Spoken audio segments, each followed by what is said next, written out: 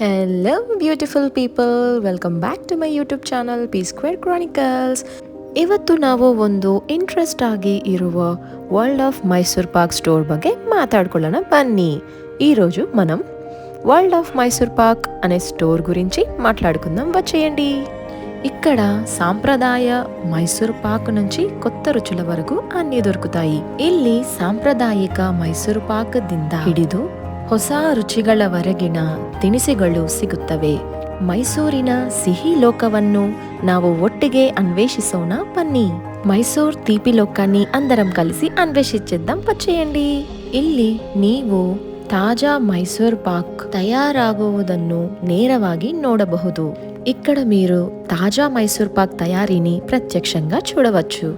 ಅಷ್ಟೇ ಅಲ್ಲ, ಇಲ್ಲಿ ಒಟ್ಟು 11 ವಿಧಗಳ ಮೈಸೂರ್ ಪಾಕಗಳು ಲಭ್ಯವಿವೆ. అంతేకాదండోయ్, ఇక్కడ 11 ವೆರೈಟೀಸ್ ಆಫ್ ಮೈಸೂರ್ ಪಾಕ್ అయితే మనకు ಅವೈಲಬಲ್గా ఉన్నాయి. ನಿಮಗೆ ಯಾವ ವೆರೈಟಿ ಬೇಕು ಅಂತಂದ್ರೂ ಟೇಸ್ಟ್ ಮಾಡಬಹುದು. ಸ್ಯಾಂಪಲ್ ಪೀಸ್ನು ಕೊಡ್ತಾರೆ. ಸೊ ಅಲ್ಲೇ ನೀವು ಸ್ಯಾಂಪಲ್ ಪೀಸ್ ತಗೊಂಡು ಟೇಸ್ಟ್ನ ಎಂಜಾಯ್ ಮಾಡಬಹುದು.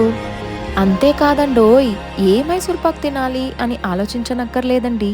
అక్కడే మనకు శాంపుల్ ఇస్తారు. మీరు శాంపుల్ని అయితే ఎంజాయ్ చేసేసి తర్వాత మీకు నచ్చినవి మీరు కొనుక్కోవచ్చు. మీకు తెలుసా, మైసూర్ పాక్ అసలు ఒక ಸ್ವೀಟ್ కాదండి.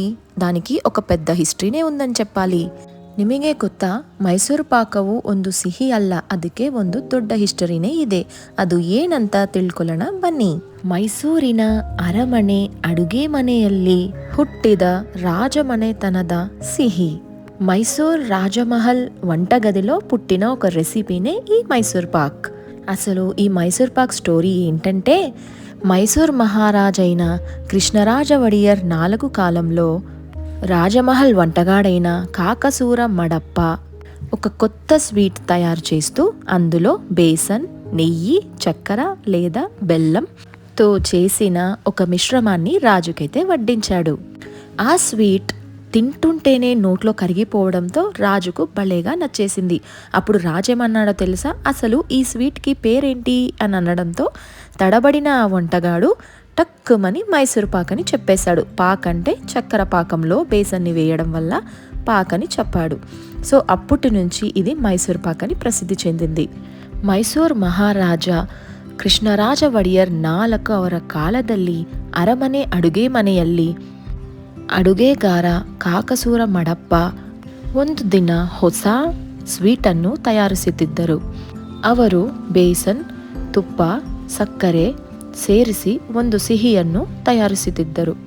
ಮಹಾರಾಜರು ಅದನ್ನು ತಿನ್ನುವಾಗ ಅದು ಬಾಯಲ್ಲಿ ಕರಗಿ ಹೋಗುತ್ತಿದ್ದರನ್ನು ನೋಡಿ ಈ ಸಿಹಿಯನ್ನು ಏನಂತ ಕರೀತಾರೆ ಅಂತ ಕೇಳಿದಾಗ ಅವರು ಹೇಳಿದ ಹೆಸರು ಮೈಸೂರ್ ಪಾಕ್. ಪಾಕ್ ಅಂದರೆ ಸಕ್ಕರೆ ಪಾಕಲ್ಲಿ ಬೇಸನನ್ನು ಹಾಕಿ ಸಿಹಿನ ಮಾಡೋದು. ಅದಕ್ಕೆ ಈ ಹೆಸರು ಇನ್ನು ಆವಾಗಲಿಂದ ಫೇಮಸ್ ఆగಕ್ಕೆ ಶುರುವಾಯಿತು.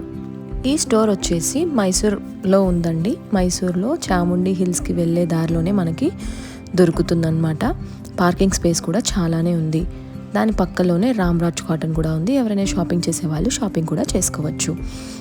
ಈ ಸ್ಟೋರ್ ಬಂದು ನಿಮಗೆ ಚಾಮುಂಡಿ ಹಿಲ್ಸ್ ಹೋಗೋ ದಾರಿಯಲ್ಲಿ ಕಾಣಿಸುತ್ತೆ. ಲೆಫ್ಟ್ ಸೈಡಲ್ಲಿ ಇರುತ್ತೆ. ನಿಮಗೆ ಪಾರ್ಕಿಂಗ್ ಸ್ಪೇಸ್ನು ಪ್ಲೆಂಟಿ ಆಗಿ ಅವೈಲೇಬಲ್ ಆಗಿದೆ. ಅದ್ರ ಪಕ್ಕದಲ್ಲಿ ನಿಮಗೆ ರಾಮ್ರಾಜ್ ಕಾಟನ್ನು ಇದೆ. ಶಾಪಿಂಗ್ ಮಾಡಬೇಕು ಅಂತ ಅಂದ್ಕೊಂಡಿರೋರು ಶಾಪಿಂಗು ಆರಾಮಾಗಿ ಮಾಡ್ಕೋಬೋದು.